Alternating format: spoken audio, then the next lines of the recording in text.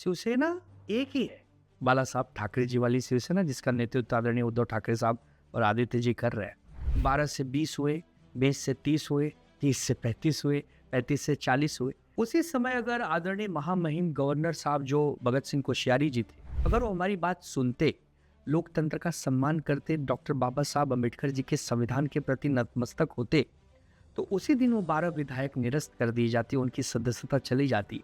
तो एक कहावत है कि न रहेगी बांस न बजेगी बांसुरी। यही कह रहे थे कि हमारी बात सुनिए। लेकिन चुनाव आयोग महाराज ने तो आंखों पर ऐसी पट्टी बांध रखी थी, जैसे देखिए धृतराष्ट्र तो जन्म से अंधे थे, वो नहीं देख सकते थे, लेकिन गांधारी ने तो अपनी आंखों पर पट्टी बांध रखी। तो क्या चुनाव आयोग गांधारी बन गया था? देश की जनता जब भी इतिहास से सबूत मांगेगी तो ये पूछेगी कि 2022 में जब अन्याय हो रहा था तो धृतराष्ट्र क्या कर रहे थे। धृतराष्ट्र मतलब जो हमारे लोकतंत्र का जो मेन आदमी होता है, जो मुख्य आदमी होता है, जिसे हम गवर्नर कहते हैं, सुप्रीम कोर्ट कहते हैं, विधानसभा अध्यक्ष, वो लोग क्या कर रहे थे। हमारे साथ छल हुआ ना, धोखा हुआ। जो महामहिम गवर्नर साहब हमको समय नहीं देते थे, वो इतनी तेज समय देने लगे उन लोगों को सरकार बनाने के लिए, एक बार उन्हें पूछा तक नहीं। तो ये सारी चीजें शुरुआत किसने की? संविधान पर बैठे हुए पदाधिकारियों ने की। लेकिन जीवन भर आप क्या जीतोगे? क्या एक आंदोलन जेएनजी का हुआ जिसने आपको बैकफुट पिलाया, इतने भारी भरकम मंत्री का इस्तीफा हुआ, इसका मतलब आपका भी बुरा दिन आ सकता है, बशर्ते हम सब लगे रहे रात दिन। 24 घंटा अगर लगे हैं तो जरूर एक दिन आमने सामने में कभी न कभी आप भी हारेंगे। लेकिन नहीं, हम हिंदू हृदय सम्राट बाला साहब ठाकरे जी के कार्यकर्ता हैं। जो नहीं हो सकता वो नहीं हो सकता। जिसने पीठ में छुरा भोंका है, जिसने पार्टी तोड़ी है, उसके साथ आप नहीं मिला जा सकते। अब आप तय कर लीजिए। तो महाशक्ति इस समय उलझन में है। महाशक्ति को अच्छा थोड़ी लग रहा है कि बार बार दिल्ली स्वयं कोई जा रहा है, बार बार मिल रहा है, जुड़ रहा है। ये महाशक्ति को पसंद, यही हम कहते हैं कि राजनीति संभावनाओं का खेल है। जिन्होंने कल आपको स्वीकारा है, लेकिन वही आज चोरी से, चुपके से दिल्ली जाकर एक वीटो पावर भी लाए। आपके किए गए फैसलों को पलटने का एक ऐसा वीटो पावर मुख्यमंत्री जी लेकर आए हैं जिससे सब धराशायी हो गए हैं। या तो सातारा जाके बीमार हो जाते हैं, या तो मुंबई में रह के घर में बैठ जाते हैं। ये दिखाता है कि महाशक्ति, जो जो महाशक्ति है, वो कल आपको छोड़ के किसी और को शक्ति प्रदान कर देगी। भारतीय जनता पार्टी के बारे में कहा जाता है कि इनको मित्र पसंद नहीं है, इनको गुलाम पसंद है। आप जब तक गुलामी करते रहिएगा, आपको ये वरदस्त देंगे, संभालेंगे। जिस दिन आप नेता बनने जाएंगे, तब इनकी वक्र दृष्टि आप पे पड़ जाती। तो जो कल तक हमारे साथ रह के कहते थे इस्तीफा जेब में है, वो अब ये भी नहीं कह सकते इस्तीफा जेब में। क्यों जानते हैं? इन्होंने बहुत बड़ी जेल बना रखी बीजेपी, जहाँ वो सीधा ऑप्शन देते हैं, 2 उंगली पकड़वाते हैं। एक कहते हैं हमारे साथ रहिए या जेल यात्रा करिए। आदमी कहता नहीं आपके साथ रहूंगा, जेल में तो बड़ी तकलीफ है। इस वक्त महाराष्ट्र में और पूरे देश में एक चीज की चर्चा जोरों शोरों में हो रही है, और वो चर्चा हो रही है शिवसेना की।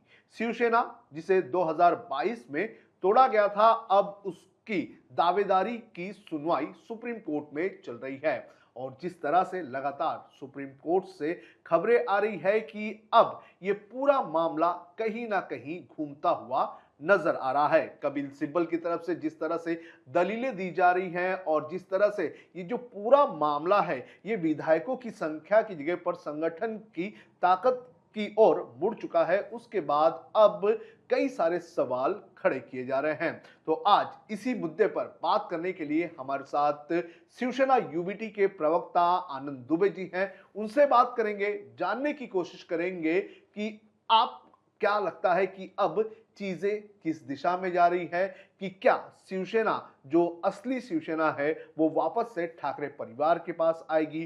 कोर्ट में जो दलीलें पेश की जा रही हैं उनमें कितनी ताकत है, इसके अलावा जमीनी हकीकत में शिवसेना लोगों को कितनी पसंद आ रही है, इसकी पूरी जानकारी और पूरी बातचीत आज इस वीडियो में करेंगे। विस्तार से बातचीत करेंगे और हर एक पहलू पर बात करने की कोशिश करेंगे। आनंद जी, आपका बहुत बहुत स्वागत है लोकमत के स्टूडियो में। आज आपसे हम बहुत सारी बातें करेंगे और जानने की कोशिश करेंगे कि अब अगला जो 3.5 साल का वक्त रहेगा उसमें शिवसेना किस तरह से काम करेगी, किस दिशा में शिवसेना काम कर रही है। नमस्ते। आपको, आपके सभी लोकमत के दर्शकों को मेरा आनंद दुबे का सादर प्रणाम।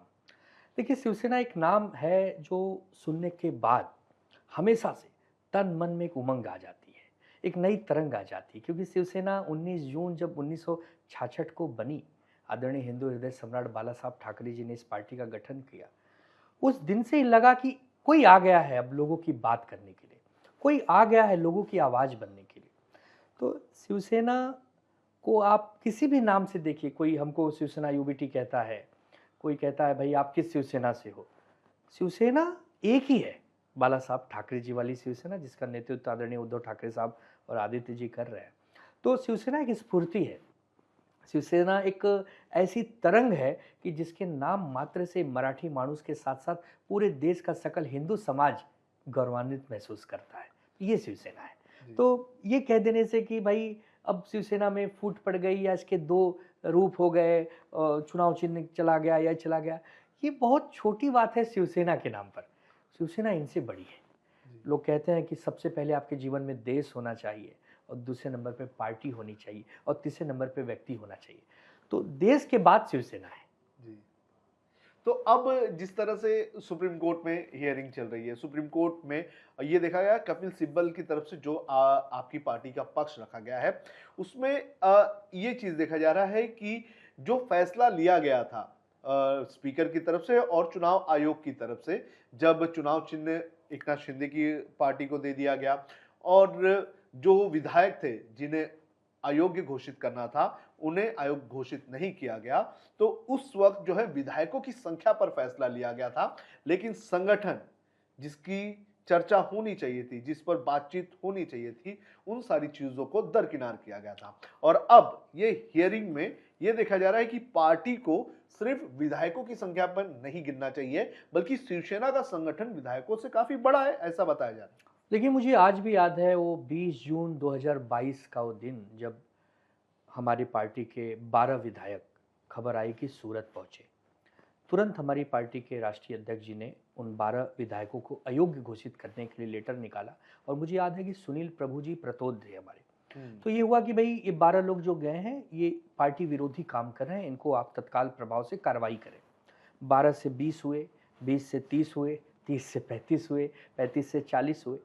उसी समय अगर आदरणीय महामहिम गवर्नर साहब जो भगत सिंह कोश्यारी जी थे, अगर वो हमारी बात सुनते, लोकतंत्र का सम्मान करते, डॉक्टर बाबा साहब अम्बेडकर जी के संविधान के प्रति नतमस्तक होते, तो उसी दिन वो 12 विधायक निरस्त कर दी जाती, उनकी सदस्यता चली जाती।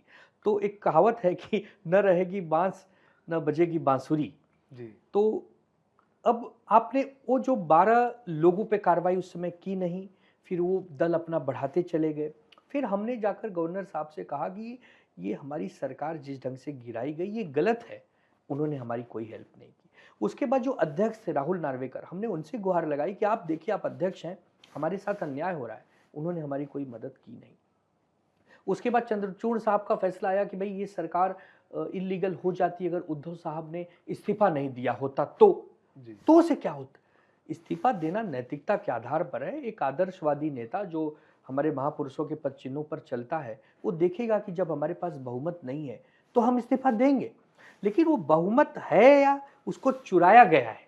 अगर हमारे बहुमत को किसी ने चुरा लिया है तब हम कैसे कहें? उसके बाद हम चुनाव आयोग में गए, हमने कहा कि देखिए हमारे साथ अन्याय हो रहा है, हमारी पार्टी असली है, हमारे साथ बल जबरी कोई इसको शोषण कर रहा है, अतिक्रमण कर रहा है, अपहरण कर रहा है।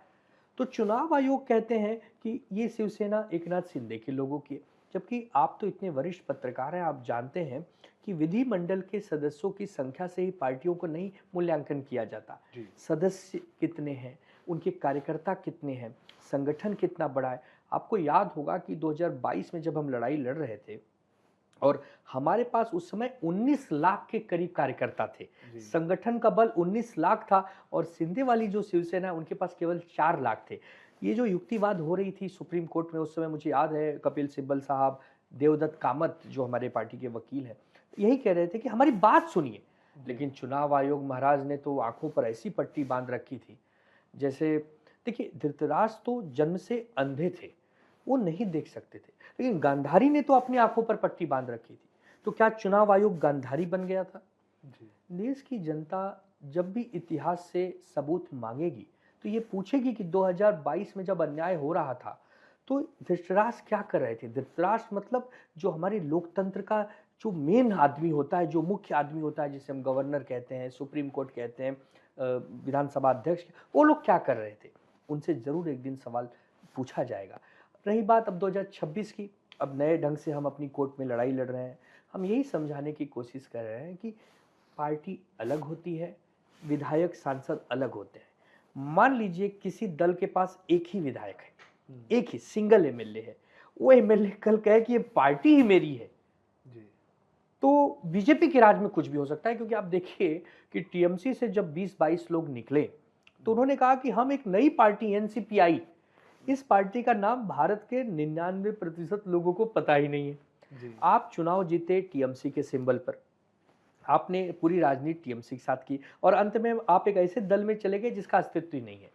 तो ये जो लोकतंत्र का एक प्रकार से चीरहरण किया जा रहा है, इसे जनता रूपी जो सुदर्शन भगवान को धारण करने वाले कृष्ण हैं, जिन्हें हम लोग जनता जनार्दन कहते हैं, एक दिन वही लाज बचाएंगे, अन्यथा कोई नहीं बचा पाएगा। आपने एक चीज कहा कि उस वक्त चीफ जस्टिस चंद्रचूड़ जी ने ये कहा कि अगर उद्धव ठाकरे फैसला इस्तीफा नहीं देते और अगर जो फ्लोर टेस्ट है वो होता तो हम कुछ कर सकते थे। तो क्या कारण था कि उद्धव ठाकरे ने, आपने कहा कि नैतिकता के आधार पर उद्धव ठाकरे ने उस वक्त इस्तीफा दे दिया। अगर उस वक्त उद्धव ठाकरे फ्लोर टेस्ट तक जाते तो ऐसा नहीं होता कि तस्वीर कुछ और नहीं होती? देखिए, नहीं देखिए, जब सरकार हमारी अल्पमत में आ गई और हमको ये कहा गया कि फ्लोर टेस्ट पे आपको जाना है, तो एक नैतिकता होती कि हाँ, हमारे पास संख्या बल नहीं है। जब संख्या बल नहीं है तो नहीं है। अब चोरी करके विधायकों को फोड़ा-फाड़ी करना, उनको उठा के लाना, उनका अपहरण करना, ये शायद हमारी पार्टी का स्वभाव नहीं है। तो जब ये पता चल गया कि आपके पास वो शक्ति नहीं है, जिस शक्ति के दम पर आप अपना सच और झूठ साबित कर पाएँ, तो वहाँ पर यही हमारे संविधान ने सिखाया है कि आप आत्मसमर्पण कर दें। हमने आत्मसमर्पण किया। आत्मसमर्पण करना भी बहुत बड़े साहस का विषय होता है। हमने कहा कि हमारे पास नहीं है, हमने त्याग दिया, देश की जनता सब देखे।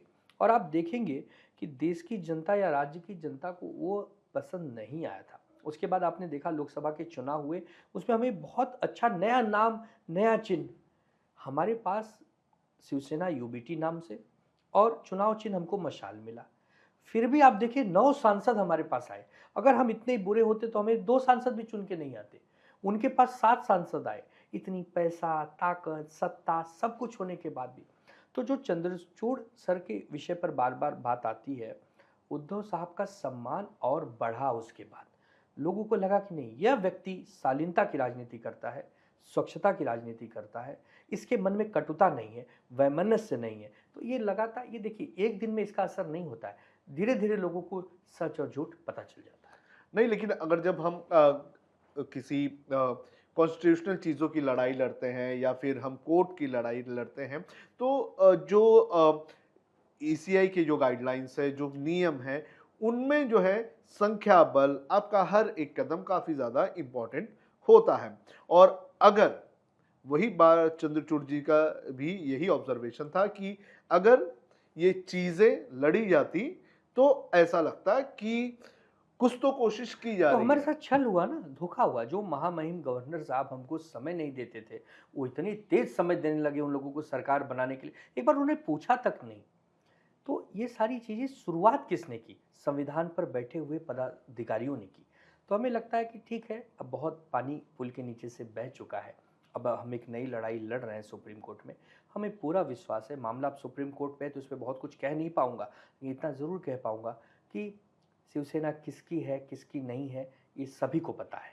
अब सुप्रीम कोर्ट को भी यदि पता चल जाएगा, तो ज़रूर हमें न्याय मिल जाएगा। इसीलिए बहस हो रही है, हमारे वकील बहस कर रहे हैं, अभी उनकी तरफ से बहस बाकी है। हो सकता है इसमें अभी कुछ दिन और लगें, लेकिन इंतज़ार हमेशा इसलिए रहता है कि हमने बचपन से सुना है कि सत्य को परेशान किया जा सकता है, पराजित नहीं।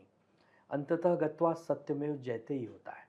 तो ठीक है, आज आपके पास ताकत है, आज आपके पास पैसा है, आज आपके पास सिस्टम है, जीवन भर नहीं रहता। कोई अजर अमर होके नहीं आता। ये राजनीति है, इसमें कभी गाड़ी पर नाव है, तो कभी नाव पर गाड़ी है।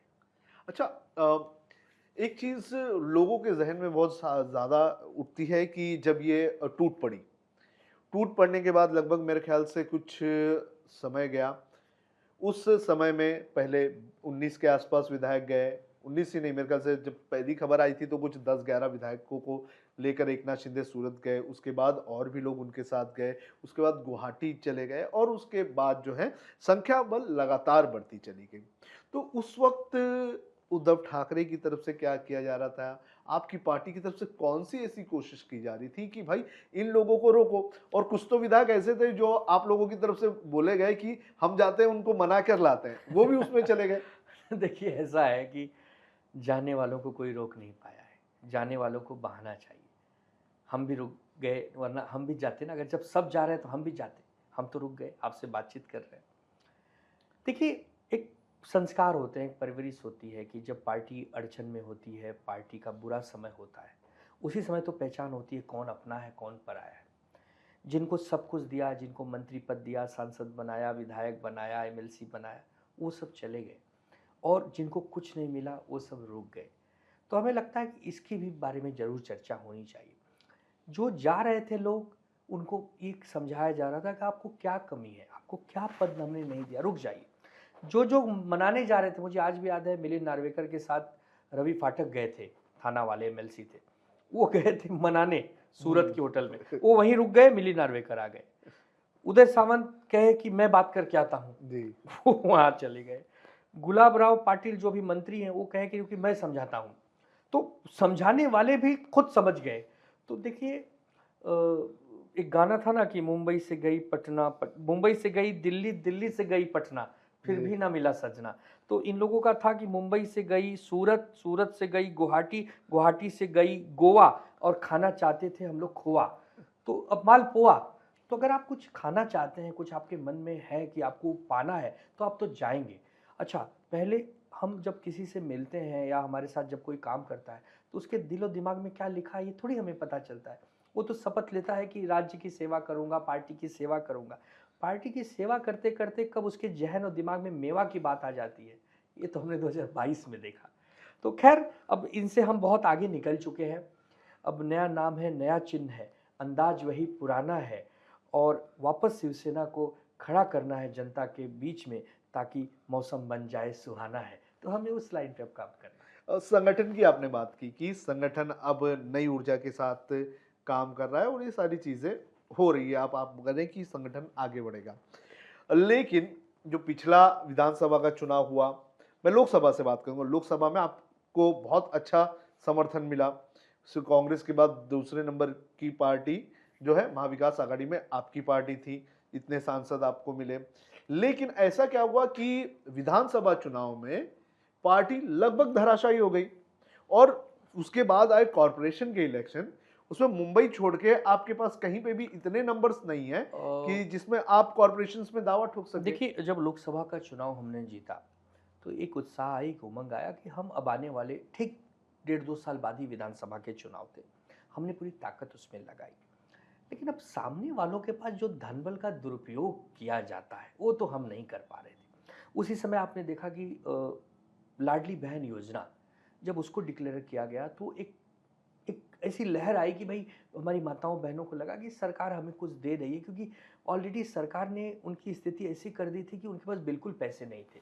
उस समय चुनाव के कुछ महीने पहले उनको पैसे मिलना, उनके प्रचार का जो खर्च होता है वो प्रधानमंत्री से लेकर गृह मंत्री सब लग जाना, तो वो चुनाव को एक कॉर्पोरेट स्टाइल में लड़ते, इतना ज़्यादा उसका रसूख बना देते हैं चुनाव का कि जो उसमें आम आदमी होता है, जो अच्छी बात करने वाला नेता है या जो मुद्दों पर लड़ता है, वो कहीं ना कहीं पीछे छूट जाता है। उसके बाद फिर आप देखिए, हमारे पास पार्टी में भी जो हमारा गठबंधन महाविकास आघाड़ी, उसमें भी कुछ न कुछ कमियां हमें देखने मिली। उद्धव ठाकरे जी का चेहरा अगर महाविकास आघाड़ी उस समय डिक्लेयर कर देती 2024 के विधानसभा में, तो आज स्थिति कुछ और होती। लोग चाहते थे कि हम किसके नेतृत्व, अगर महाविकास आघाड़ी कल आएगी तो इनका चेहरा कौन है। वहां से भी चेहरा नहीं था, यहां से भी चेहरा नहीं था, लोग कंफ्यूज थे। बट सामने वालों की जो रणनीति थी वो कहीं ना कहीं हमसे ज्यादा बीस थी भाई। उनके पास पैसा बहुत था, उनके पास एक सिस्टम था, केंद्र में उनकी सरकार, राज्य में उनकी सरकार, डबल इंजन की उनकी सरकार। तो वो हर जगह तो हमसे बीस थे। फिर भी हमने बहुत अच्छी लड़ाई लड़ी। अब अगर हमने 20 सीटें जीती, अगर कांग्रेस भी उसमें 25-30 जीत जाती या राष्ट्रवादी भी 20-25, तो हम जाते, थोड़ा आगे भी जाते। लेकिन एक ऐसा फ्लो था कि जिस फ्लो में हम कहीं न कहीं बह गए, जनता के शायद नब्ज़ को नहीं पकड़ पाए होंगे। हो सकता है जनता ने हमें ये कहा कि आदेश दिया कि आप विपक्ष में बैठिए। विपक्ष में बैठना भी जनता का दिया हुआ एक आदेश होता है। विपक्ष को कमज़ोर मत समझिए। एक मजबूत विपक्ष हमेशा सरकार की कुनीतियों का घेराव करता है। सरकार को क्या अच्छा है, क्या बुरा है, ये सोचने पर मजबूर करता है। हो सकता है विपक्ष के माध्यम से सेवा करें, लेकिन जीवन भर विपक्ष में थोड़ी रहेंगे। मैंने पहले ही कहा कि राजनीति में कभी जीत है, कभी हार है। आप या तो जीतते हैं या तो हारते हैं। आप लगे रहिए, 24 घंटा जनता के मुद्दे उठाते रहिए। वो हम अपना काम कर रहे हैं। और उसके बाद फिर आपको पता है कि फिर राष्ट्रवादी भी टूटी, उनको भी कमज़ोर किया गया, हमारी पार्टी को कमज़ोर किया जाता है। आए दिन आप सुनते हैं कि कुछ नेताओं को वहाँ पर तोड़ दिया गया, नगर सेवकों को, पार्षदों को तोड़ दिया गया। बीएमसी का चुनाव हमने बहुत अच्छा लड़ा। राज ठाकरे जी की भी ताकत हमको मिली, उनकी भी पार्टी बहुत अच्छे हमारे साथ समन्वय बना के लड़ी। लेकिन चूँकि इतना ज़्यादा उनके पास, अब हेलीकॉप्टर से वो प्रचार कर रहे हैं महानगर पालिकाओं का, हम कहाँ से करेंगे? उनके पास डबल ट्रिपल इंजन है, बड़े-बड़े उद्योगपति उनके साथ हैं। ये भी तो कभी पूछिए कि क्या लड़ाई में बराबरी का पहलवान तो खड़ा करिए। एक तरफ आपने 20 पहलवान खड़े कर रखे हैं, एक तरफ 1 पहलवान है, तो 20 पहलवान मिलके 1 पहलवान को तो आसानी से हरा सकते हैं। बराबरी का तो कभी हमें मौका दीजिए। हमारे इश्यूज़, हमारे मुद्दे, हम कैसे महाराष्ट्र की उन्नति चाहते हैं। महाराष्ट्र में जो मुंबई में खास करके कोस्टल जो रोड आज बने जिस पे लोग चल रहे हैं, ये किसकी परिकल्पना है? ये हमारे नेताओं की, हमारी पार्टी की सोच रही है। लेकिन अब ठीक है, अब जो जीता वही सिकंदर है, वो जीत चुके हैं, तो हम तो उन पे कटाक्ष नहीं करेंगे, भाई आप जीते हो। लेकिन जीवन भर आप क्या जीतोगे क्या? एक आंदोलन जेनजी का हुआ जिसने आपको बैकफुट पिलाया। इतने भारी भरकम मंत्री का इस्तीफा हुआ। इसका मतलब आपका भी बुरा दिन आ सकता है, बशर्ते हम सब लगे रहें रात दिन। 24 घंटा अगर लगे हैं, तो ज़रूर एक दिन आमने-सामने में कभी न कभी आप भी हारेंगे। और संगठन की आपने बात की और संगठन में जब देखता हूँ शिवसेना का, तो महाराष्ट्र के मैं ओवरऑल महाराष्ट्र के इसमें देखता हूँ, तो ये देखता हूँ कि शिवसेना का, उद्धव ठाकरे की शिवसेना यूबीटी का संगठन मुंबई में विजिबल है, मुंबई में दिख रहा है, मुंबई में एक्टिविटी दिख रही है।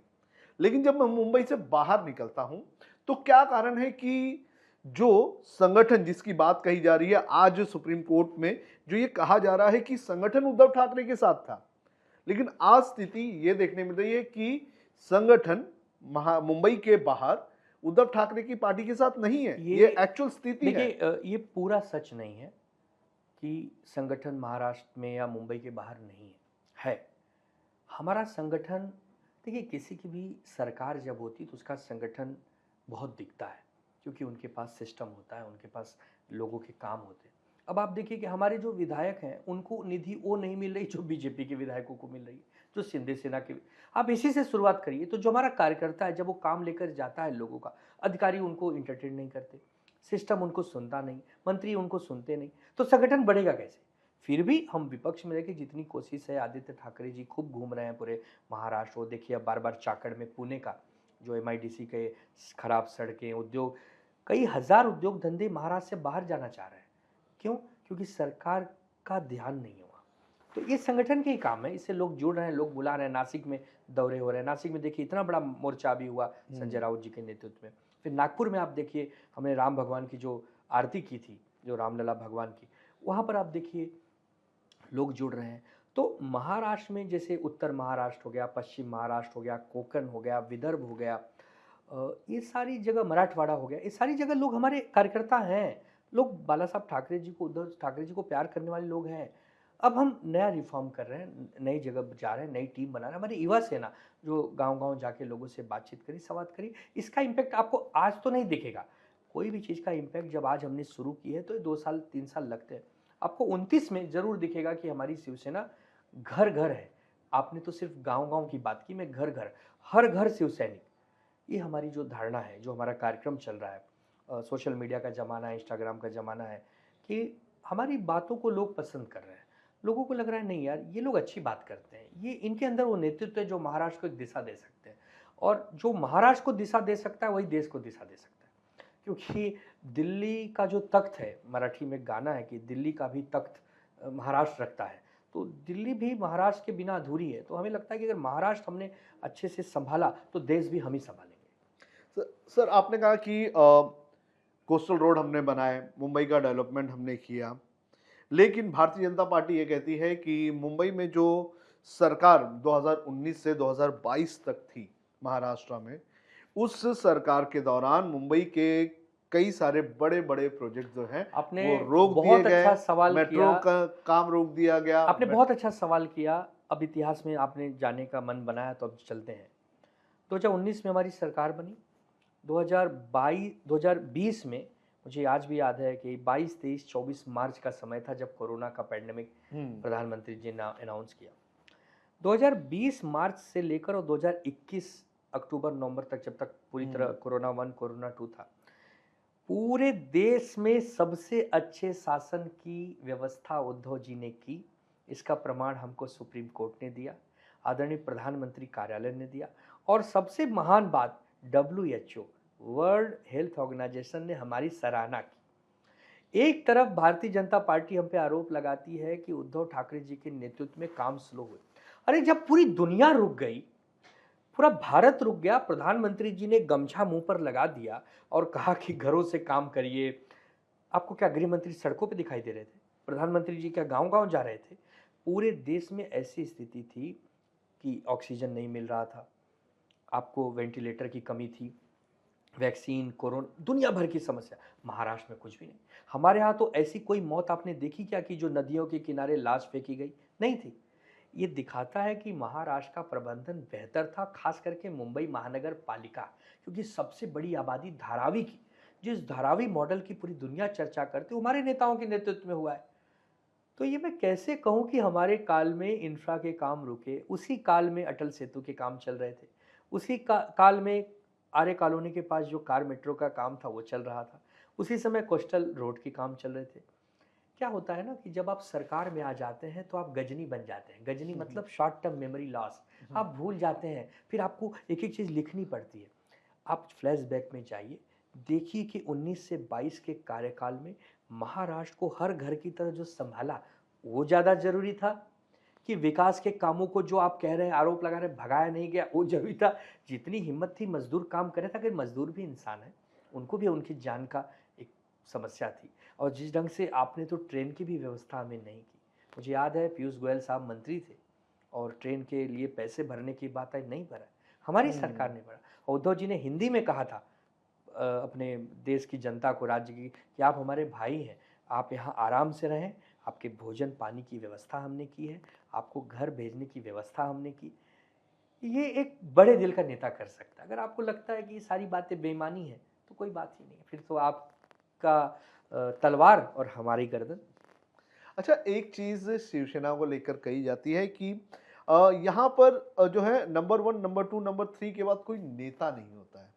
जैसे भारतीय जनता पार्टी में आप चले जाओ तो देश की राजनीति में हम चले जाएं तो प्रधानमंत्री नरेंद्र मोदी है, अमित शाह है, नितिन गडकरी है, पीयूष गोयल है, ऐसे नेता एक लाइन ऑफ एक्शन है उनके पास।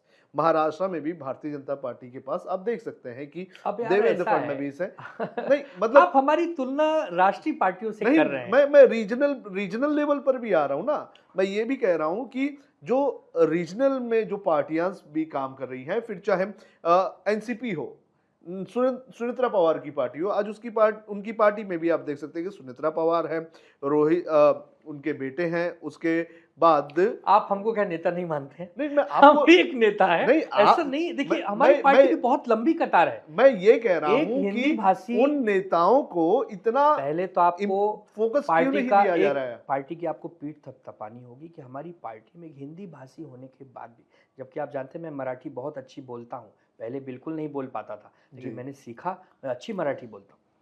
आप ये सोचिए कि एक हिंदी भाषी लड़के को, जिसका कोई बैकग्राउंड नहीं है, उसको पार्टी ने अपनी पार्टी का राष्ट्रीय प्रवक्ता बनाया, प्रियंका चतुर्वेदी जी को सांसद बनाया, संजय राउत साहब कई वर्षों से सांसद हैं, अरविंद सावंत जी कई वर्षों से सांसद हैं, अनिल देसाई जी कई वर्षों से सांसद हैं, विनायक राउत जी कई बार सांसद रहे, विधायक रहे, अनिल परब जी 2002 के बाद से लगातार विधायक। कितनी लंबी लिस्ट गिनाऊं मैं? देखिए हमारे यहाँ एक नियम है, अतीत की नींव पर भविष्य का निर्माण। हमारे पास इतनी बड़ी लिस्ट थी, उसमें से आधे तो आप जानते हैं चले गए। अब वो हमारे ही बनाए गए, हमारे नेता द्वारा बनाए गए कार्यकर्ता थे, वो सब मंत्री बन गए। हमारे यहाँ तो नियम है कि भाई अगर आप ऑटो रिक्शा चलाते हैं और आप अच्छे नेता हैं, आप अच्छे लोगों में हैं, तो आपको मंत्री बनाते हैं भाई। जी। हमारे यहाँ अगर आप पान लगाते हैं लेकिन जनता के बीच में जाते हैं तो आपको मंत्री बनाते हैं भाई। ये केवल शिवसेना में हो सकता है, ये हमारे यहाँ कोई कॉर्पोरेट कल्चर नहीं है। हाँ, हमारे यहाँ शायद आंकड़ों की लिस्ट कम होगी। हमारे यहाँ उद्धव साहब से अगर आप शुरू करें और वरुण सरदेसाई तक मैं नाम गिनाऊं तो एक अनुभव भी दिखेगा और आपको भविष्य जेनजी भी दिखेगा। वरुण सरदेसाई को हम जेनजी भी कह सकते हैं क्योंकि अभी वो बहुत उम्र के नहीं होंगे, वो 30-35 साल के ही होंगे। तो हमारे यहाँ जेनजी का भी वही सम्मान है, हमारे यहाँ बुजुर्गों का भी वही सम्मान है। हमारे यहाँ चंद्रकांत खैरे जैसा एक अनुभवी हमारा पिता समान नेता भी आपको देखने मिलेगा। तो हमारे यहाँ एक अंकित प्रभु जो हमारा नगर सेवक है गोरेगांव के, वो आपको जेनजी भी दिखेगा। तो ये हमारे यहाँ बहुत लंबी कतार है। हाँ, अब ये अलग बात है कि अब आप कद कहेंगे कि भाई केंद्रीय मंत्रियों वाली लिस्ट हमारे यहाँ नहीं है, राष्ट्रीय महासचिवों वाली अब भाई नहीं है। अब भाई राष्ट्रीय पार्टियाँ कांग्रेस हैं, बीजेपी हैं, उनके पास 50 लोगों की टीम होती है, उनका संगठन बड़ा होता है, उनके कई राज्यों में सरकार होती है, तो उनसे आप हमारी तुलना न करें। हमारी एक राज्य में भी सरकार है लेकिन हम टक्कर उनको देते हैं बराबर। आज भी पूरे भारत में कहा जाता है कि भारतीय जनता पार्टी को कोई टक्कर देता है देश में तो शिवसेना देती है। तो हाँ, टक्कर हम देते हैं, लेकिन अब चूंकि वो बहुत बड़े समुद्र के जहाज हैं, हम अपनी नाव लेके चल रहे हैं, लेकिन नैया हमारी भी समय पर पार हो रही है और उनकी भी पार हो रही है। तो कंपटीशन हमने बराबर दिया है, सिर्फ वो बहुत ताकतवर लोग हैं, हम थोड़े से शांति से चलने वाले लोग हैं। अच्छा, बार-बार ये बातें पिछले कुछ वक़्त से सामने आई है, जब उद्धव जी की मीटिंग 1-2 मीटिंग जो है वो लिफ्ट में जाते हुए फडणवीस के जी के साथ हुई। आदित्य ठाकरे जी ने भी फडणवीस जी से मुलाकात की। एक ही प्लेन में दोनों नेता एक साथ कहीं जा रहे थे। तो ऐसे में ये चर्चाएँ गर्म हो जाती हैं कि क्या ऐसा कभी महाराष्ट्र मौका की राजनीति आएगा कि बीजेपी और उद्धव ठाकरे दोनों एक साथ देखने मिलेंगे? पहली बात तो महाराष्ट्र में एक संस्कृति रही है राजनीति की, यहाँ कटुता को स्थान नहीं है, यहाँ शुचिता को स्थान है, समरसता को स्थान है, यहाँ प्रेम की बात होती है। अब उद्धव जी और देवेंद्र जी एक समान नेता है, एक पूर्व मुख्यमंत्री, एक वर्तमान मुख्यमंत्री। सामने पड़ेंगे तो प्रेम से नमस्ते होगा, जय महाराष्ट्र होगा, कशा है तुम्ही, काय चालला है, घर परिवार ठीक है ना, इतना तो होगा ना यार। अच्छा, अब फ्लाइट में जा रहे हैं, सौभाग्य से भाग्य से एक ही जहाज में सब जा रहे हैं, कौन सी तकलीफ है, बिल्कुल जाना चाहिए। अरे हमें वो दिन याद करना है कि जब पंडित अटल बिहारी वाजपेयी जी और नेहरू जी सदन में आमने सामने बैठते थे और बहस वाद विवाद के बाद एक साथ चाय पीते थे। मुझे याद है विलासराव देशमुख जी, गोपीनाथ मुंडे जी आमने सामने लड़ाई लड़ते थे तथ्यों पर, विचारों पर, बाद में एक साथ कॉफी चाय होती थी। वो राजनीति 2019 के बाद कहीं ना कहीं कमजोर हो गई, हमें वो राजनीति वापस लानी है। तो हमें लगता है कि देखिए, राजनीति में एक बहुत बड़ा वर्ड है, राजनीति संभावनाओं का खेल है। ऊंट किस करवट बैठेगा ये ऊंट को पता नहीं होता, और ऊंट के पास चलने वाला उसका जो ये होता है सारथी, उसको भी पता नहीं होता। वही राजनीति का है कि राजनीति में कल क्या घटना होगी। हमने कभी सपने में सोचा था कि हम लोग कभी कांग्रेस के साथ सरकार बनाएंगे? पहली बात हमने बनाई, क्यों? एक समय देश को ऐसी लगी डिमांड की नहीं, सरकार को बनानी है और किसी को राज्य को चलाना है। कभी आपने सोचा था कि बीजेपी पीडीपी के साथ सरकार बनाएगी? नहीं सोचा था। कभी आपने सोचा था कि नीतीश कुमार आरजेडी के साथ सरकार बनाएंगे और फिर उसको तोड़ेंगे और फिर बीजेपी के साथ बनाएंगे और बीजेपी के साथ रह के इस्तीफा देंगे और अपने बेटे को मंत्री बनाएंगे? ये कभी किसी ने नहीं सोचा था। राजनीति में जैसा घटना घटता है वैसा हमको करना पड़ता है। हमने, हमारे नेता हिंदू हृदय सम्राट बाला साहब ठाकरे जी ने हमेशा से कांग्रेस पार्टी से दूरी बना के रखी, लेकिन जब प्रतिभाताई पाटिल राष्ट्रपति का चुनाव लड़ रही थी तो उन्होंने बीजेपी से कहा, मराठी मानुस के नाम पे मैं इनको मदद करूंगा, आपको कोई परहेज है? उन्होंने कहा नहीं, कोई परहेज नहीं। फिर प्रणब मुखर्जी जी को मदद करने की बात आई, तब भी हमने मदद की थी। तो ये दिखाता है कि महाराष्ट्र की राजनीति और खास करके देश की राजनीति ये बदलते रहती है। तो कोई बात नहीं, लेकिन हाँ, विचारधारा अपनी लेके चले। हम हिंदू हृदय सम्राट बाला साहब ठाकरे जी के शिवसैनिक हैं, गर्व से कहो हम हिंदू हैं, I am a mad mad mad Hindu, इससे समझौता नहीं होगा। सनातनी हूं, सनातनी रहूंगा। अच्छा, तो आपने अभी कहा कि चाय पीने की बात कही आपने, आपने संभावनाओं की बात कही। तो अगर जो आपने एक एग्ज़ाम्पल दिया कि अटल जी और नेहरू जी साथ में जाकर चाय पीते थे, तो क्या एकनाथ शिंदे और उद्धव जी कभी हमें एक साथ फिर से चाय पीते हुए देखने इस मिलेंगे? जन्म में नहीं मिलेंगे। क्यों, संभावनाओं का खेल नहीं, है। नहीं, आपने इस कहा जन्म में नहीं, नहीं, क्या होता है, प संभावना पहले तो ये भी कहा गया था कि हम कांग्रेस के साथ कभी सरकार नहीं, नहीं नहीं, नहीं, बनाएँगे। नहीं, नहीं। देखिए, कांग्रेस ने कभी हमारी पार्टी नहीं तोड़ी थी। हमारी पार्टी तोड़ी है, जो एकनाथ शिंदे जी वाली जो शिवसेना है, उन्होंने हमारी पार्टी तोड़ी है। तो उनके साथ जाने का कोई प्रश्न नहीं उठता है। देखिए, कांग्रेस ने कभी हमारी पार्टी नहीं तोड़ी थी, लेकिन इन लोगों ने हमारी पार्टी तोड़ी। लेकिन इसका ये मतलब नहीं कि भारतीय जनता पार्टी के बहुत सारे नेताओं से आज भी हमारे अच्छे संबंध नहीं है। विनोद तावड़े जी कहीं मिल जाते हैं, प्रणाम हो जाता है। राजनाथ सिंह जी कहीं मिल जाते हैं, बातचीत हो जाती है। नितिन गडकरी जी कहीं किसी शादी ब्याह में मिल जाते हैं तो राम राम हो जाती है।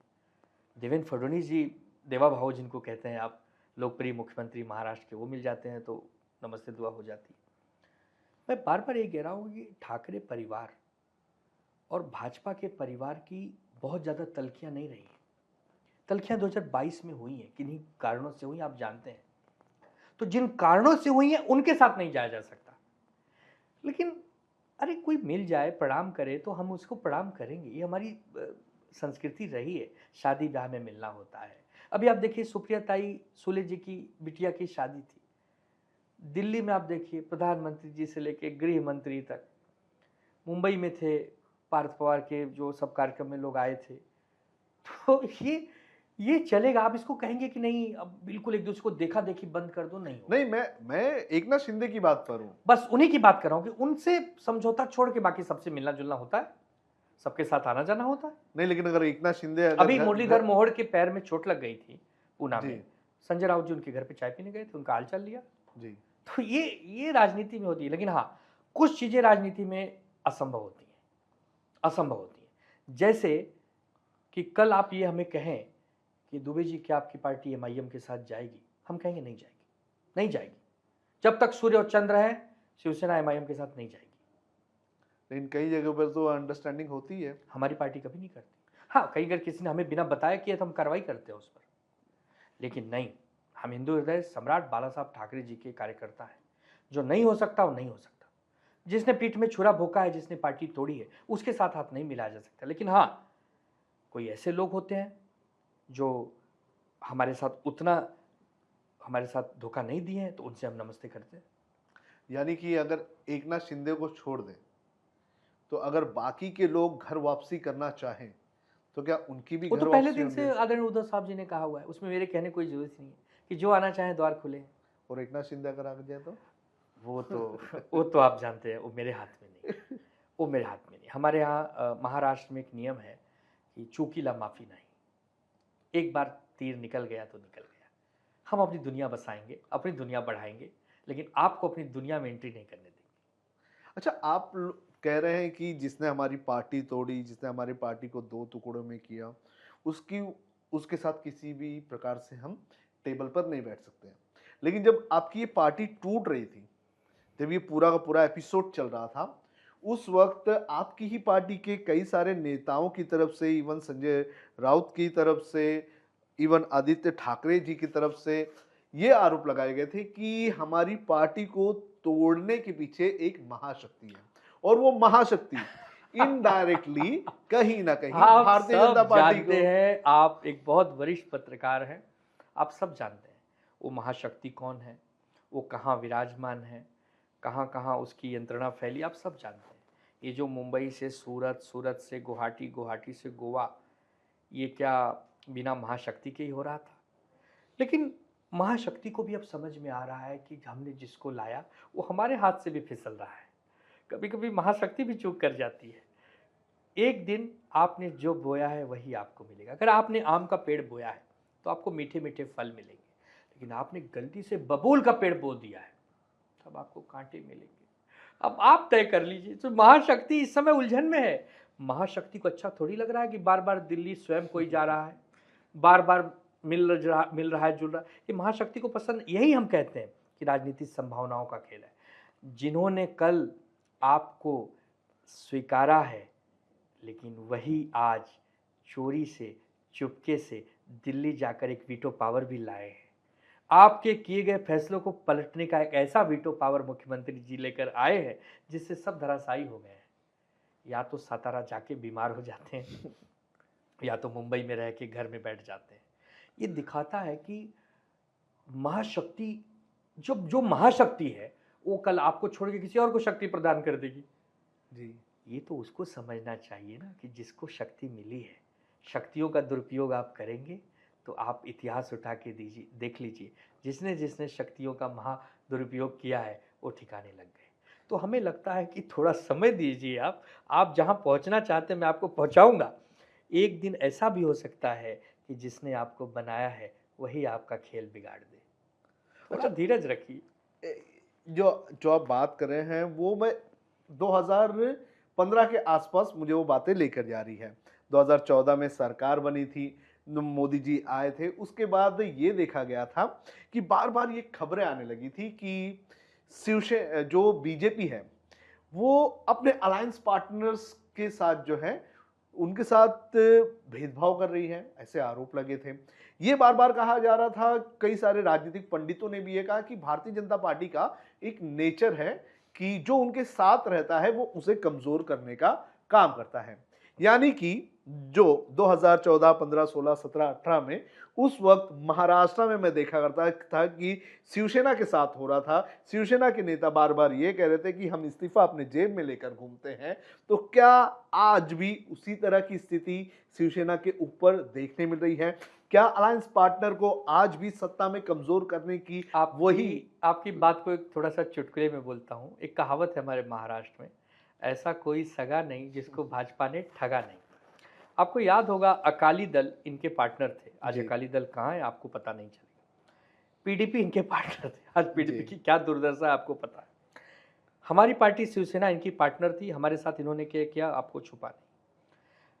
एक जीता जागता उदाहरण अभी आपको दिखाता हूँ, जेडीयू इनके पार्टनर है, उनके मुख्यमंत्री हुआ करते थे, रातों रात गेम पलट दिया और सम्राट चौधरी को लाया, निशांत कुमार को स्वास्थ्य मंत्री बना दिया। जी। अपनी भाषा में कहे तो वो लोग निपटा देते हैं। जी।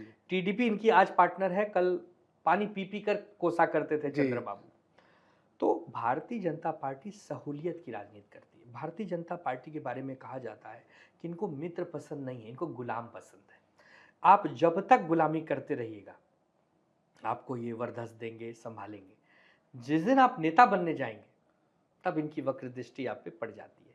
तो जो कल तक हमारे साथ रह के कहते थे इस्तीफा जेब में है, वो अब ये भी नहीं कह सकते इस्तीफा जेब में है। क्यों जानते हैं?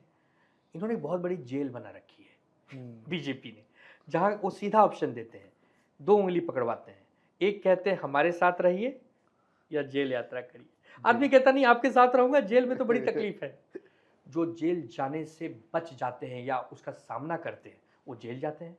अरविंद केजरीवाल, हेमंत सोरेन, संजय राउत, ये सब, संजय सिंह, ये सब जीता जागता उदाहरण है।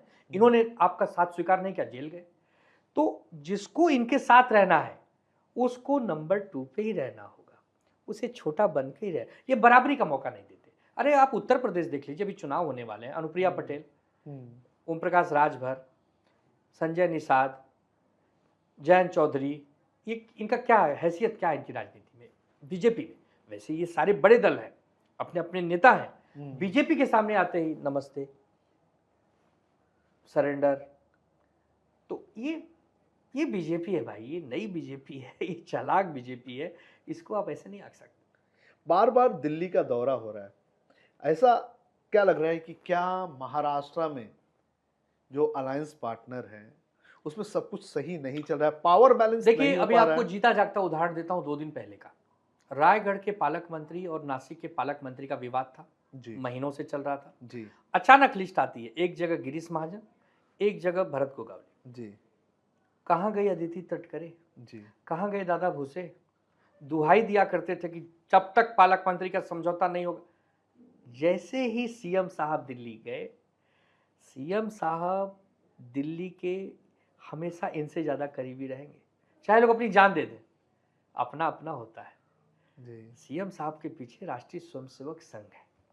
राष्ट्रीय स्वयं संघ ही असली सरकार है, वही सलाहकार है सरकार के। प्रधानमंत्री जी स्वयं राष्ट्रीय स्वयं संघ के कार्यकर्ता बताते हैं, हम्म, तो ये अपनी जान दे दें वो मानेंगे नहीं। तो हमें लगता है कि लड़ाई वहां आप कर सकते हैं, चीख पुकार वहां कर सकते हैं, या ललकार वहां सकते हैं जहां आपकी शक्ति होती है। जब आप किसी शक्ति के अधीन हैं, आप पहले ही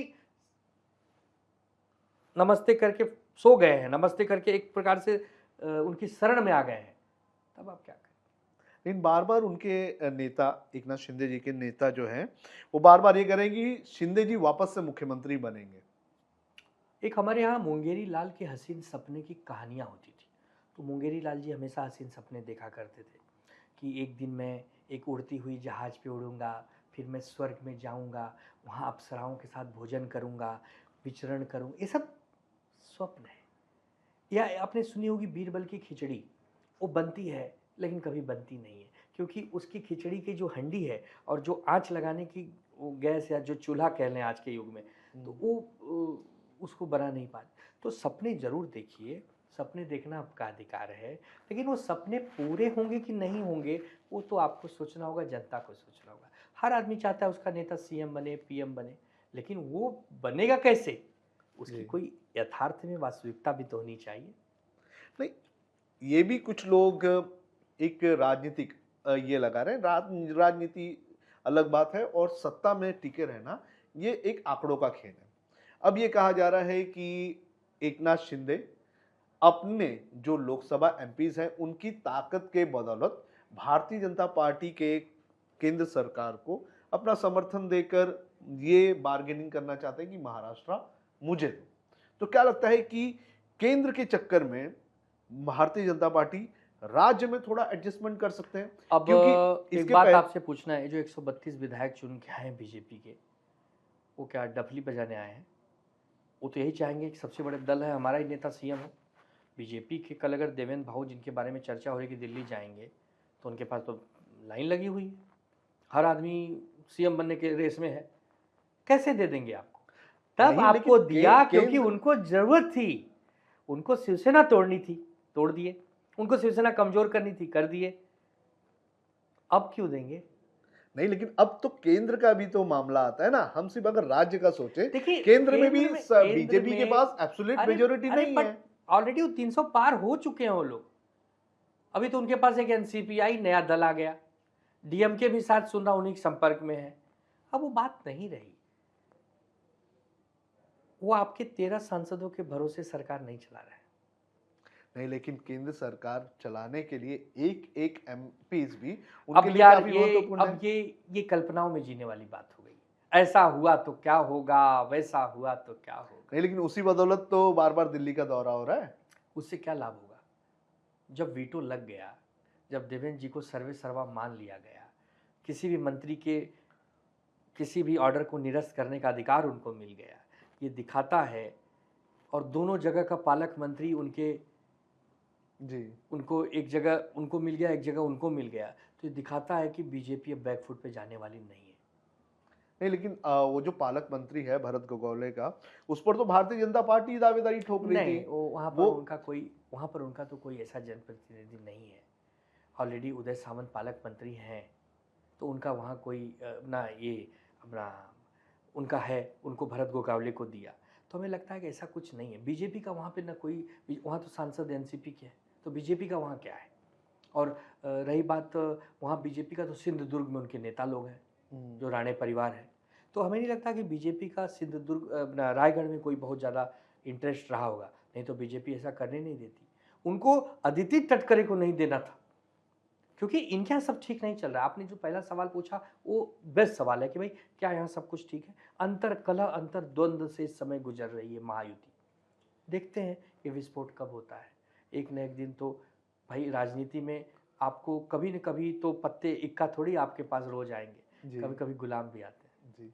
अच्छा, एक चीज जो पिछले कुछ दिनों से काफी ज्यादा चर्चा में हो रही है और वो है ऑटो और टैक्सी ड्राइवर्स के लिए मराठी में बात करना। और इससे एक राजनीति भी हो रही है। राजनीति ये हो रही है कि भारतीय जनता पार्टी का वोट बैंक हिंदी भाषी है और एकनाथ शिंदे की पार्टी जो है वो मराठी भाषा को काफी एग्रेसिवली इंपोज करने का काम कर रही है।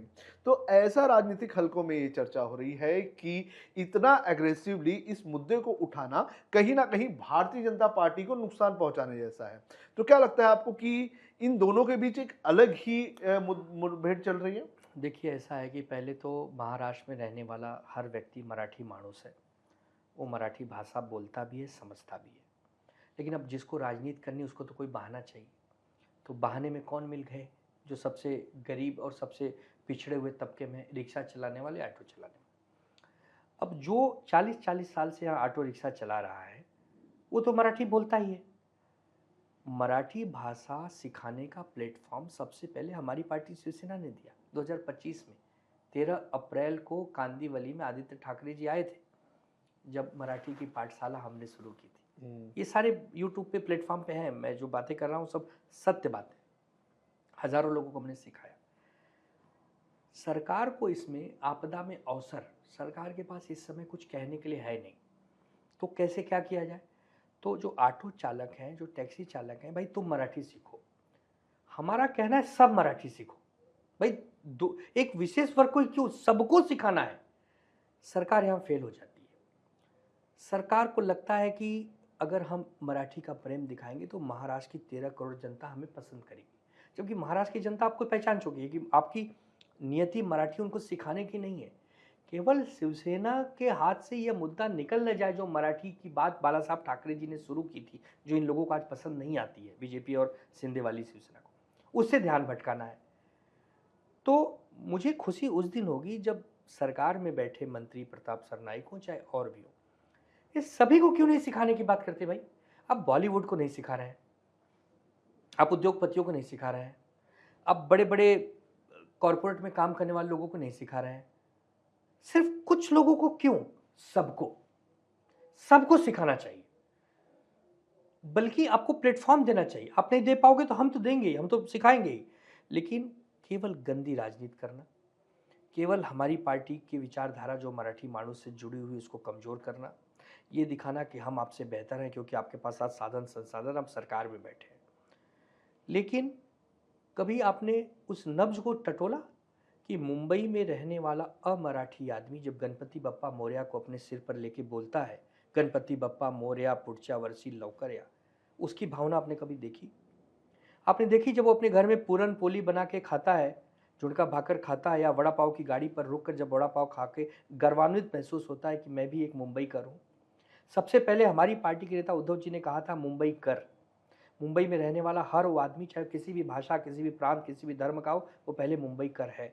ये आपने कभी नब्ज टटोलने की कोशिश नहीं की। आपको तो केवल विवाद बढ़ाना है। मैं हमेशा से कहता हूं कि भाषा हमेशा संवाद का विषय, विवाद का विषय नहीं है। जिन लोगों ने मराठी सीखी है उनको विशेष सम्मान दो, जो सीखना चाहते हैं उनको प्लेटफॉर्म दो, जो कह रहे हैं कि मैं नहीं सीखूंगा, मैं बिल्कुल नहीं बोलूंगा, उन पर कार्रवाई हो। यही 3 चीज है। कुछ वीडियो बना के कुछ लोगों को मारपीट करके उससे कुछ लाभ नहीं होगा। तो आपके सहयोगी पार्टी कर रही है। नहीं तो ठीक है, तो वो उनके ऊपर एफआईआर होती है। लॉ एंड ऑर्डर मेंटेन करने के लिए जो सरकार को करना है करती है। लेकिन नब्ज टटोलिए, नब्ज। मुंबई में रहने वाला चाहे अमिताभ बच्चन हो, चाहे आपके पास बैठा आनंद दुबे हो, हमारे दिल में मुंबई है, मराठी है। हम पैदा कहीं इलाहाबाद और बनारस में हुए होंगे, लेकिन हम अपने आप को एक महाराष्ट्रियन ही समझते हैं। यहीं पैसा कमाते हैं, ये हमारी कर्म भूमि है, यहीं जीना और मरना है। मराठियों के बीच में ही हमें पूरा जीवन यापन करना है। तो हम कैसे मराठी नहीं सीखेंगे और कैसे मराठी नहीं बोलेंगे, ये प्रश्न है। कुछ लोगों को आप बड़े समाज से नहीं जोड़ सकते। अरे 25 लोग कह रहे हैं कि मैं नहीं बोलूंगा, मैं नहीं सीखूंगा, लेकिन 1 लाख लोग कह रहे हैं मैं बोलूंगा और मैं सीखूंगा, वो नहीं दिखाया जा रहा है। क्यों? एक आंख से देखिए ना। आप अलग आंखें करोगे, आपकी दोनों आंखें एक समान होनी चाहिए। एक आंख बंद मत करिए, दोनों आंखों से देखिए, तब आपको समझ में आएगा कि मुंबई में रहने वाला विशेषकर हिंदी भाषी समाज जो पिछले 50-50 वर्षों से यहाँ रहता है। आपको याद होगा घनश्याम दुबे जी को विधायक बनाया था 92 में। घनश्याम दुबे जी क्या कोल्हापुर से आए थे? भदोही से आए थे। संजय निरुपम जो आज शिंदे सेना में है, उनको 1997-98 में सांसद बनाया था। वो क्या सातारा से आए थे, बिहार से आए थे। आनंद दुबे आपके सामने बैठ के बात कर रहा है, पैदा मैं बनारस भदोही में हुआ हूँ। प्रियंका चतुर्वेदी मथुरा में पैदा हुई है। ऐसे प्रेम शुक्ला जो आज बीजेपी में है, उनको सामना जैसे बड़े अखबार का संपादक बन। पार्टियां हमको देती हैं, हम पार्टी को देते हैं। महाराष्ट्र हमको देता है, हम महाराष्ट्र को देते हैं। हम जो भी कमाते हैं यहीं पे समर्पित करते हैं। तो ये प्रेम है। अब इस प्रेम में अगर कुछ लोग जहर घोलना चाहते हो तो उनकी संख्या बहुत कम है। उस जहरीलेपन को इस महाराष्ट्र के अमृत रूपी भाषा से हम समाप्त कर दें। आपने संजय निरुपम जी की बात की, आजकल वो बहुत गरियाते हैं आपकी पार्टी को। देखिए यार, ऐसा है कि आपके ही पार्टी के सामना के संपादक रहे, आपकी ही पार्टी ने उन्हें इतना बड़ा नेता बनाया और आज वो कोई भी सीमा नहीं रखते हैं, ऐसा देखा जाता है उनकी ये तो प्रेस अपने अपने कॉन्फ्रेंस। संस्कार की बात है। हम जिस घर में रहे, जिस घर में पले बढ़े, अगर हम वहाँ से दूर चले गए तो कम से कम हमें उसके खिलाफ नहीं बोलना चाहिए। ठीक है, नहीं जम रहा है, नहीं आपके पास वो बातचीत का मौका है तो आप दूर हो जाइए। लेकिन आप मतलब हमें तो मत आईना दिखाए। जिसको आईना दिखाया ही हमने, जिसको हमने आईना में देखने लायक सूरत हमने बनाई, वो तो आईने को मत कोसो यार। संजय निरुपम का अस्तित्व तो कुछ भी नहीं था अगर वो शिवसेना में नहीं होते। संजय निरुपम को संजय निरुपम बनाया शिवसेना ने। आज शिंदे सेना में गए, विधायक का चुनाव लड़े, हार गए। अब उनको याद आता होगा कि बाला साहब ठाकरे वाली शिवसेना कैसी थी। तो ठीक है, मैं उन पर बहुत ज़्यादा टिप्पणी नहीं करूँगा क्योंकि ये लोग कोई बहुत ज़्यादा गंभीरता से बोलने वाले व्यक्तित्व नहीं है। लेकिन हाँ, जहाँ आपका न जमे वहाँ शांत रहिए। लेकिन ऐसी बाणी बोलिए मन का आपा खोए, औरन को शीतल करें आपो शीतल। तो ये तो बहुत आजकल विलुप्त हो रही है राजनेताओं में से ये क्वालिटी। एक आखिरी सवाल मेरा ये रहेगा, जैसे कि जेनजी आजकल काफ़ी ज़्यादा चर्चा में है, जेनजीज का आंदोलन जंतर मंतर में इतना हुआ, तो क्या आपकी पार्टी क्या अभिजीत दीपके से किसी तरह से संपर्क में है? क्या कोशिश करेगी कि अभिजीत दीपके अभी कोई पॉलिटिकल पार्टी से अलाइन नहीं है, कई सारी पॉलिटिकल पार्टियां, संजय सिरसाट हो गए, शिवसेना हो गए, सब जा रहे हैं, मिल रहे हैं। नहीं, सबसे पहले तो आप भी अगर अच्छे कॉज के लिए लड़ेंगे तो हम आपका साथ देंगे। कोई भी व्यक्ति, नीट का पेपर लीक हुआ, 20 से ज़्यादा बच्चों ने आत्महत्या की, एक बड़ा आंदोलन देश में हुआ, प्रधानमंत्री जी ने गंभीरता से विषय को लिया और धर्मेंद्र प्रधान जी को इस्तीफा देना पड़ा। अब आप ये कहें कि सीजेपी को आप सपोर्ट करने वाले हैं क्या? अभिजीत दीपके हो गया, उमेश रांका हो गया, सौरभ दास हो गया। अरे भाई, हमारी खुद की पार्टी है, हमारी खुद का नेतृत्व है, हमारा खुद का संगठन है, हमारे पास खुद का सिस्टम है। हम अपनी पार्टी को बढ़ाएंगे कि किसी अभिजीत दीपके या फलाने को हम मिलेंगे? हम कॉज को मदद करते हैं। कहीं भी अन्याय होगा देश में किसी पर, हमारी पार्टी साथ देगी। लेकिन अब इससे कोई ये जोड़ दे कि हम उनके, अरे मिलना जुलना, मनोज जरांगे पाटिल जी से हम मिलते रहते हैं, वो भी हमारे नेताओं से मिलते रहते हैं, तो क्या हम उनकी पार्टी ज्वाइन कर रहे हैं या वो हमारी पार्टी ज्वाइन कर रहे हैं? वो एक कॉज को लेकर लड़ाई लड़ रहे हैं। कॉज होता है ना, हर चीज़ के पीछे कारण होता है। कारण क्या है? तो हमें लगता है कि जो अच्छा कॉज लेके आएगा उसके साथ हम खड़े रहेंगे। आप देशभक्ति का कॉज लेके चलिए, हम आपके साथ खड़े रहेंगे। देश पहले, जो भरा नहीं है भावों से, जिसमें बहती रसधार नहीं, वो हृदय नहीं, वो पत्थर है जिसमें स्वदेश से प्यार नहीं। हमारे लिए देश पहले, नेशन इज फर्स्ट। बहुत बहुत धन्यवाद आपका आनंद जी, आप हमारे ऑफिस आए, हमें इतना टाइम दिया और सभी बातों पर, सभी हमारे सवालों पर आपने खुलकर और बेबाकी से राय रखी। हम आपका बहुत बहुत धन्यवाद करते हैं और हम उम्मीद मुझे करते हैं भी कि बहुत खुशी मिली कि मैं अगर देवानंद साहब के ज़माने में होता तो आपके इस लोक मत को मैं शुभेच्छा ऐसे ही देता कि आप जनता के मुद्दे ऐसे उठाते रहिए। ये लोक मत है, लोगों का मत है, और जब लोगों का मत दुनिया के बीच में जाता है तो लोग ही उसको पसंद करते हैं। इसके लिए आपको देवानंद साहब के स्टाइल में बहुत बहुत शुभकामनाएं। बहुत बहुत धन्यवाद लोकमत से बात करने के लिए। तो हमारे साथ थे आनंद दुबे जी, शिवसेना यूबीटी के प्रवक्ता हैं और बेबाकी से उन्होंने अपनी राय रखी। इस वीडियो को पूरा देखने के बाद आप अपनी राय हमें ज़रूर साझा करें, कमेंट करके बताएं कि महाराष्ट्र की राजनीति किस दिशा जा रही है और उद्धव ठाकरे के नेतृत्व में शिवसेना यूबीटी का कमबैक कब होगा।